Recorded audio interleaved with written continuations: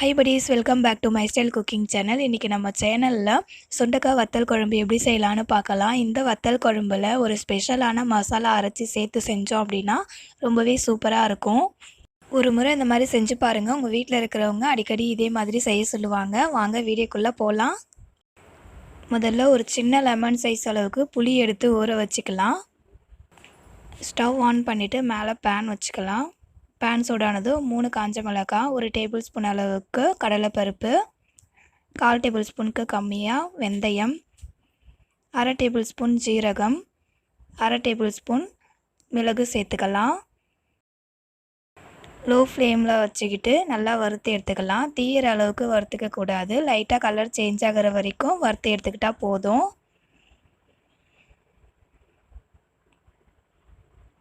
இப்போது வரப்பட்டு வந்துடுச்சு.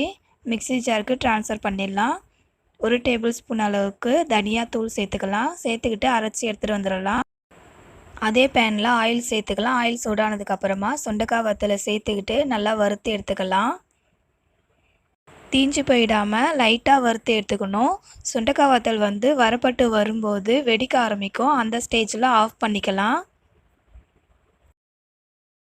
வரப்பட்டு வந்துடுச்சு. இதை அப்படியே சைடில் எடுத்து வச்சுக்கலாம்.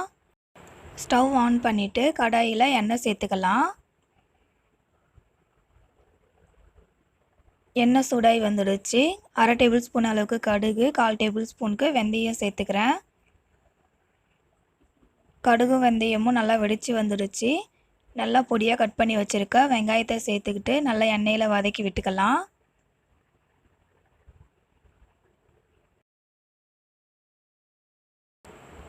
ஒரு கொத்து கருவேப்பிலை, அது கூட பூண்டு சேர்த்துக்கிட்டு வதக்கி விட்டுக்கலாம்.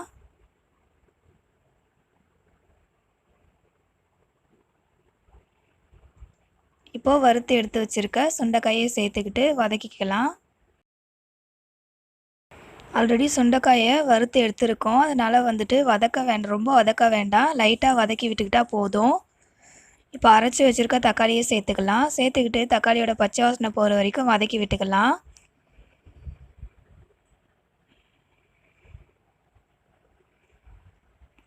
தக்காளி நல்லா சுருண்டு நல்லா வதங்கி வந்துடுச்சு. இப்போது அரைச்சி வச்சுருக்க மசாலாவை சேர்த்துக்கலாம். சேர்த்துக்கிட்டு 2 டேபிள் ஸ்பூன் மிளகாத்தூள் சேர்த்துக்கலாம். சேர்த்துக்கிட்டு பச்சை வாசனை போகிற வரைக்கும் நல்லா வதக்கி விட்டுக்கலாம். பச்சை வாசனை நல்லா போயிடுச்சு. இப்போது தேவையான அளவுக்கு தண்ணி சேர்த்துக்கலாம். தண்ணி சேர்த்ததுக்கப்புறமா நம்ம கரைச்சி வச்சுருக்க புளி தண்ணியை சேர்த்துக்கலாம். சேர்த்துக்கிட்டு நல்லா மிக்ஸ் பண்ணி விட்டுக்கலாம். தேவையான அளவுக்கு உப்பு சேர்த்துக்கலாம். உப்பு கொஞ்சம் கம்மியாகவே சேர்த்துக்கோங்க. ஏன்னா சுண்டைக்காயிலையும் உப்பு இருக்கும். குழம்பு இந்த மாதிரி நல்லா கொதித்து வந்ததுக்கப்புறமா க்ளோஸ் பண்ணி குக் பண்ணிக்கலாம்.